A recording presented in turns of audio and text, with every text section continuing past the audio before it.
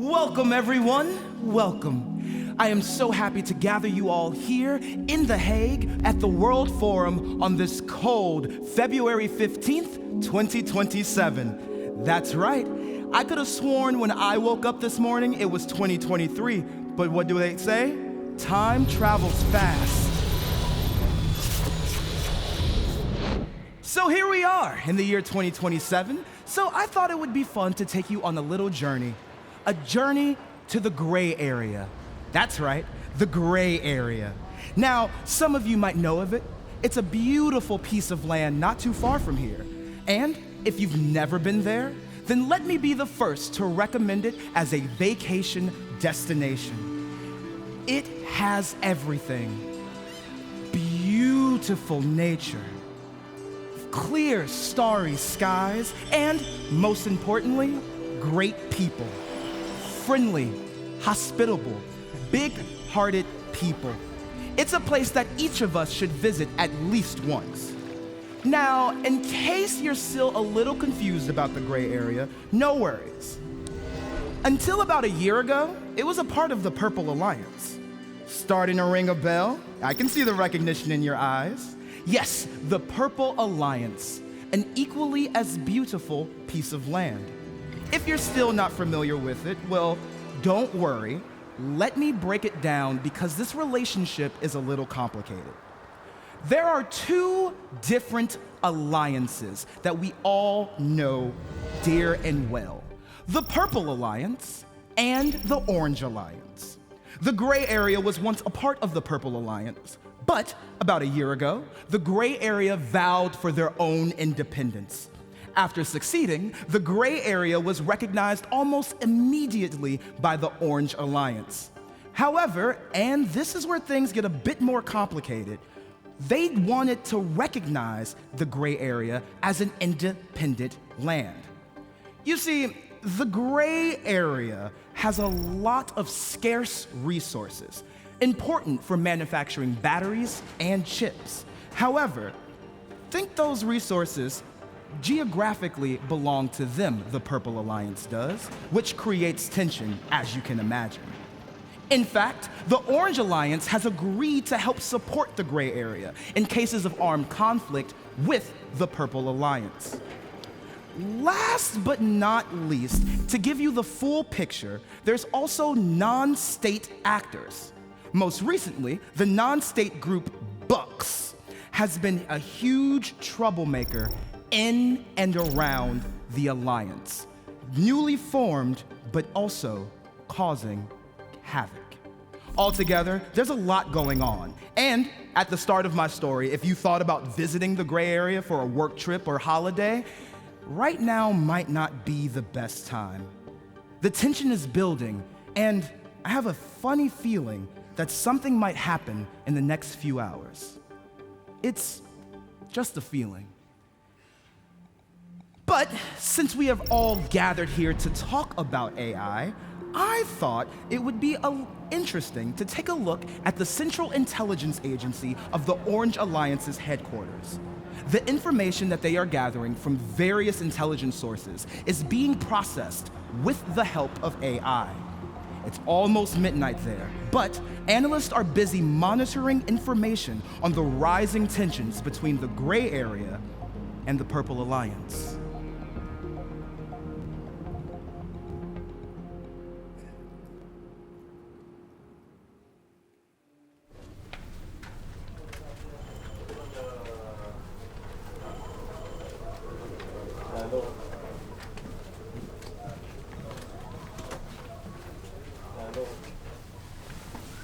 Oh, you're the best. I know.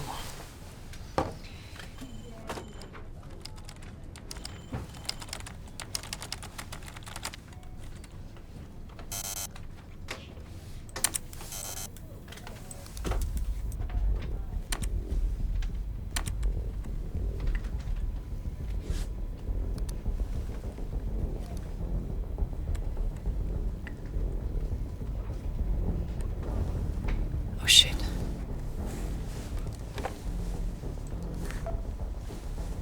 Miss Williams, talk to me. So we are still processing some data, but from what I can see now, Purple Alliance, is moving their troops, a lot of them, to the border of the grey area, sir. I think the Purple Alliance is planning an attack on the grey area. So, Can you send over the images to my screen? yes, I will send them right now.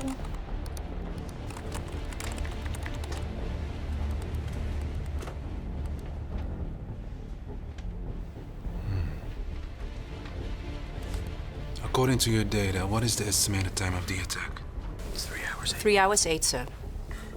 That means that a possible attack could start around 0200 hours, sir. Thank you, Williams. Is the AI systems trained on the same kind of data that you're using now? Because we have been using the AIDS support system for over a year, there is a chance that the system models don't take the rising tension between the Purple Alliance and the grey area into account, sir. So there's a fair chance of data bias. Yes, sir, that is correct. We're not entirely sure based on what information AIDS is retrieving this. When can you be sure that this information is factual? To process it all, it will take at least 6 hours, sir. 6. Yeah, well, it will be too late if I'll have this to report this to Commander Vandenberg. I'll get back to you as soon as I can. Thank you, Williams. Yes, sir. Is he informing the commander? Yes. What? If this information is real, they are planning a bloody attack with far-reaching consequences for the grey area. Well, it does make sense. I mean, we've got attention rising in that area for... Yes, sir. The commander says we need to be entirely sure. If the information is false, the consequences are incalculable. So I need you and Eckerly to come up with an assessment of how useful the AIDS model is and how we can use the information it gives us. Yes, sir. Williams, Yes? as fast as possible. Yes, sir.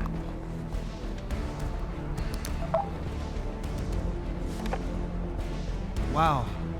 As an outsider, I can understand Williams's frustration. Given the situation, it wouldn't be a surprise if the Purple Alliance is preparing some kind of attack. But of course, Commander Vandenberg also has a fair point too. If the Orange Alliance does intervene based off of false information, at this moment, it's hard to tell what will happen.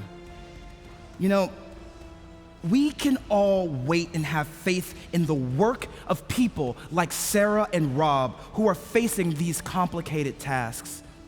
I consider myself very fortunate not to be in their shoes. However, I know that there are people in this audience today who actually do need to deal with these kinds of dilemmas. It's actually quite curious, and I'm very interested on what your thoughts are on this situation.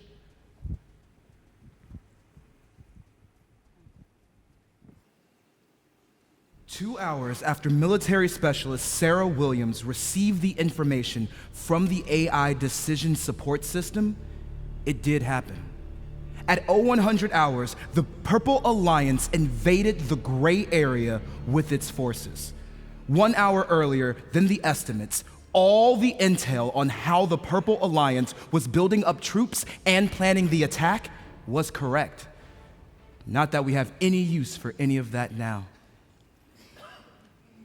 You know, my mind thinks about all of those kind people in the gray area and how they're feeling now. Bloody war.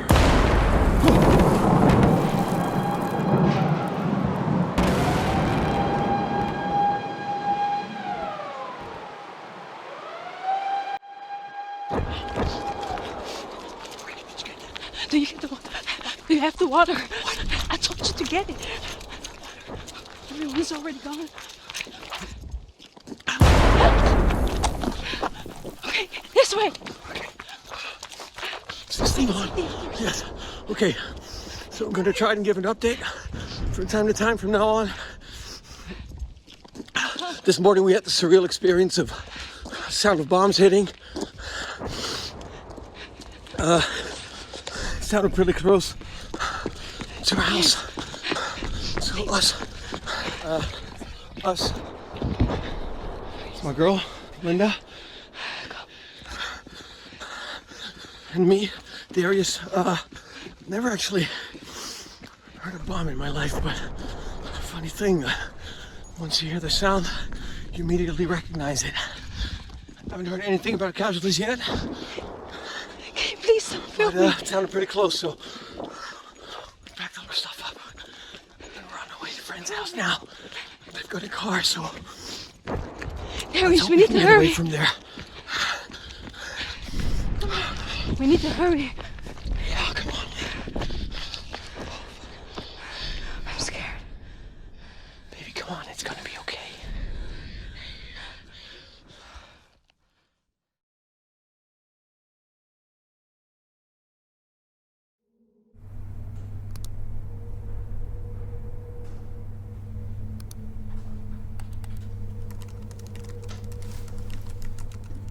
Lieutenant Saidi, how are we doing? Not nearly there, Major.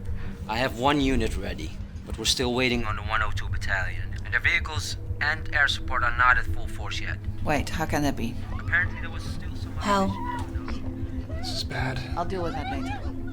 Tell me, Lieutenant, how much more time do you need until we can engage? I think we need another 30, Major. Major Miller, sorry for interrupting, but you've got to see this.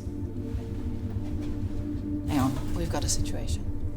What? These social media images from people in the gray area just came in. Looks like they're being targeted on purpose.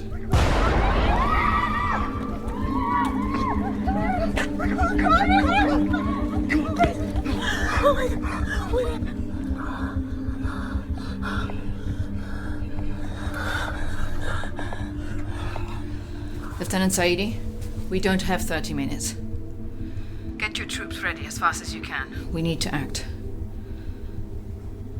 I'll contact Force HQ. What's your take on this? The purple lines? I doubt that, ma'am. They're already attacking the gray area. Would it make sense to shoot the refugees? we've been monitoring all the open source intelligence, and it looks like shots are being fired from high up in the air. It might be drones. You need to see this. Captain Paris, drones are confirmed. I will send you the social media footage right now.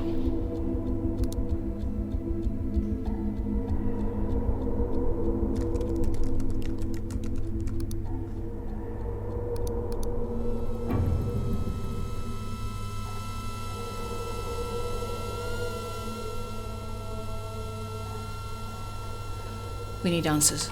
Williams, can you confirm that this footage is real? Yes, it's confirmed. Hal, Perez. Find out what type of drone this is and who's using them. Yes, ma'am. Lieutenant Saidi, do you copy? Loud and clear, Major. We need your troops soon. Are you ready to engage? Negative. We still need 20 minutes, Major. According to our information, the drones belong to non-state group Bugs. So we can conclude that Bugs is taking advantage of the grey area's chaos and strengthening their position. Yes, ma'am. Hal, put me through to Commander Vandenberg. Major Miller. Commander, we're dealing with Bugs here. They're killing refugees. I see. Well, we cannot allow this to escalate any further. I trust your judgment, Major. So you decide how to move forward with this, in accordance with the rules of engagement. We'll comply, sir. Talk to me. I'm thinking we should use the counter-drone system delivered by the Pink Country. It has the ability to quickly and effectively disarm the drone. It can only be deployed if civilians are out of the area. That should not lead to any more casualties. Has it been tested yet? The team has been trained to use it. It may have been tested in the past, but what guarantees does that give us now? Can we have confidence in the application of AI in this specific situation? Everything is changing so rapidly. And in that process, Bugs can interfere with citizens unseen. That will leave a bloody mess. I'm sorry to interrupt, but the situation is exploding fast. Bugs has hundreds of drones up in the air. Shall we deploy the counter-drone system?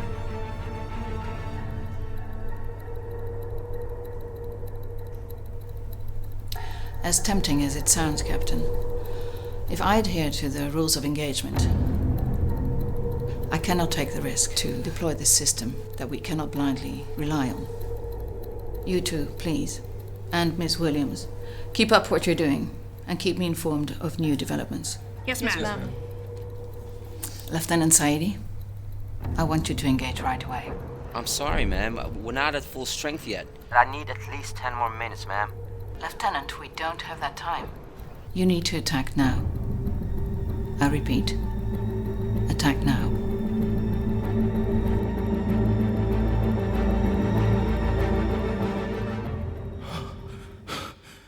What a super intense situation.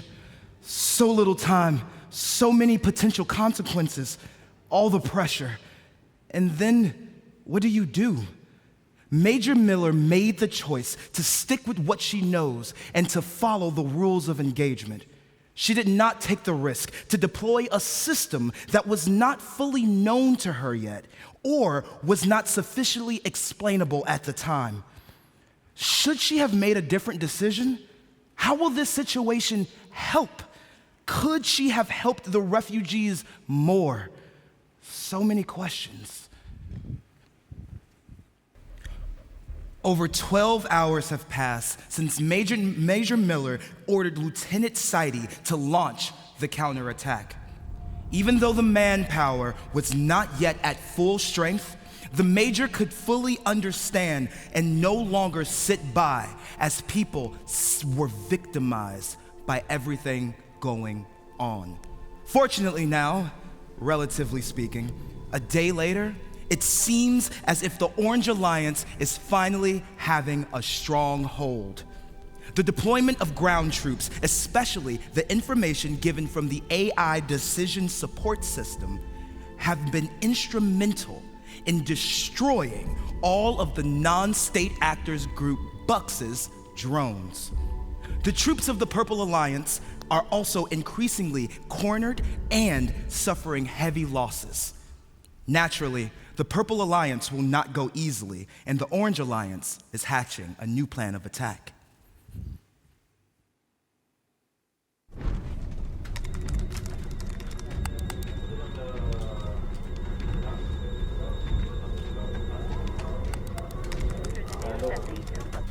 Williams, Eckerly, we are receiving information. 5 major power plants have been shut down. It looks like the 6th and the 7th will shut down soon. That means half the country is without power. Analyzing these codes, it looks like the Purple Alliance has carried out a large-scale cyber attack, sir. It's confirmed. It's the Purple Alliance attacking us. Can we counterattack? Yes, sir. We could attack their transportation system, but then they won't be able to supply their cities anymore. So this is going to have major consequences. Copy. I'll tell Commander Vandenberg to take this up to the Commander-in-Chief. This decision must be made at the political level. Good work, you two. Commander Vandenberg? Yes, I have news on the situation. What Mr. Fahim just said is 100% correct. A decision with such far-reaching consequences can only be made at the political level. So that's exactly what he did. He took it up with his Supreme Commander, and then he waited. After long and careful consideration on the impact and consequences of not striking back, Vandenberg receives word that the Orange Alliance chooses to deploy the counterattack. Like Sarah and Rob predicted, that counterattack caused the traffic in the Purple Alliance to shut down. By then, the Purple Alliance finds itself in a predicament and knows that the Orange Alliance is capable of taking out its very vital infrastructures. So for now, it seems as if the Purple Alliance is left with only one option. Lieutenant Saidi, I hear they're retreating. That's correct, ma'am. The Purple Alliance is retreating. The Purple Alliance is retreating. I repeat, the Purple Alliance is retreating. Yes! Oh my God! Yes! Good job, everyone.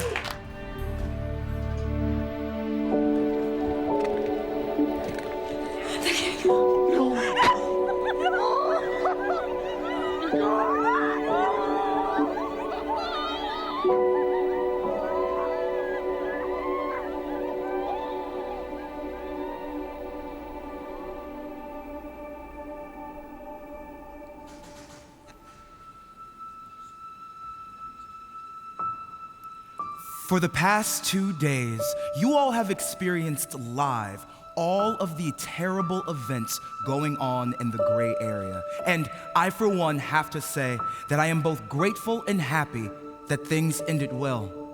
The people of the gray area can now safely return home, be with their families, and live their lives the same way that all of us live our lives.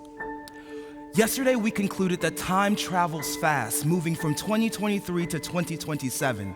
Now we're going a little bit further in time to the year 2029. The events that have happened within the gray area have now moved into the background of media and everyday life. Simply put, we are all busy living our lives, that we don't talk about this that much anymore. I, for one, am guilty of that as well. Some days, I'm just looking online, scrolling through social media, looking at other news stories, watching videos and things online. But then, I came across this.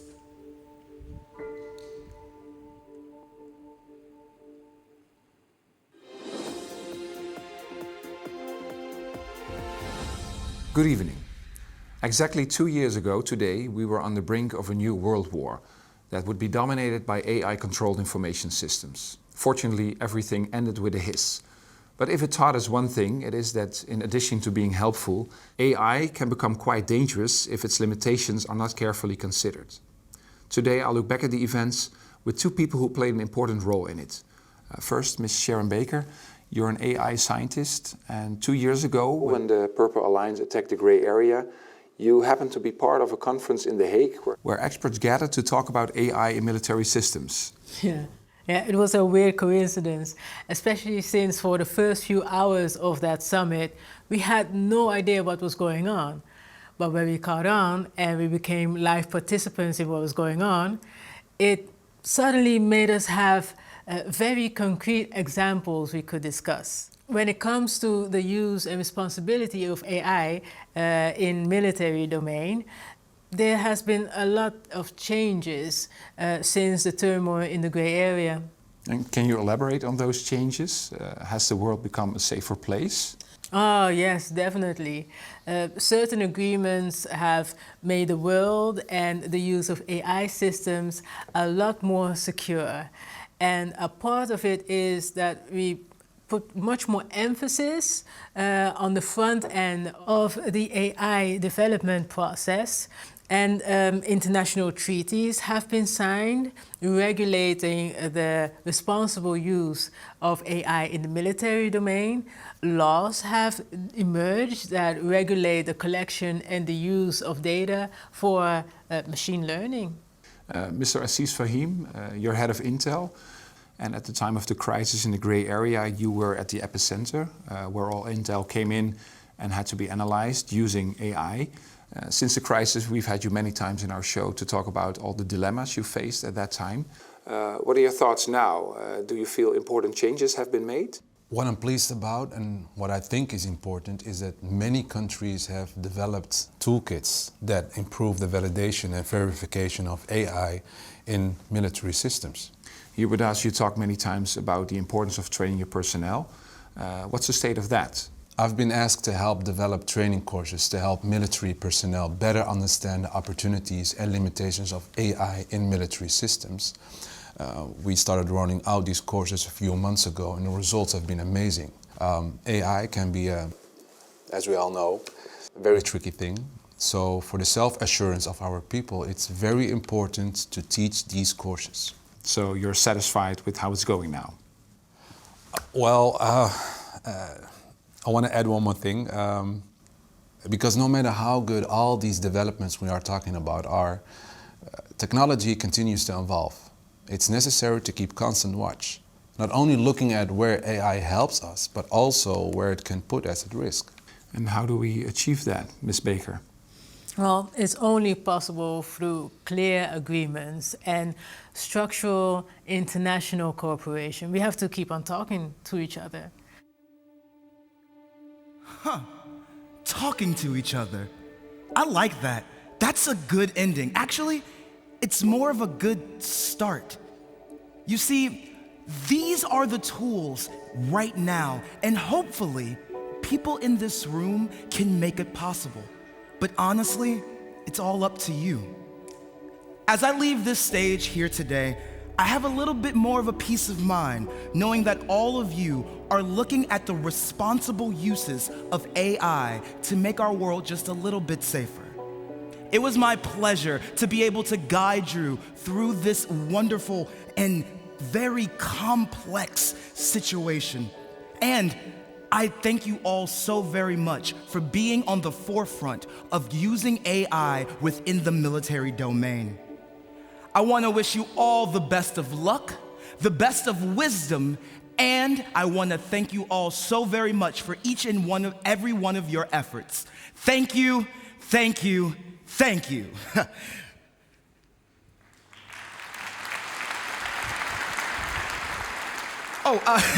One last thing. If you're currently looking to go on vacation or a good work trip somewhere, I hear that the gray area is gorgeous these days. Thank you.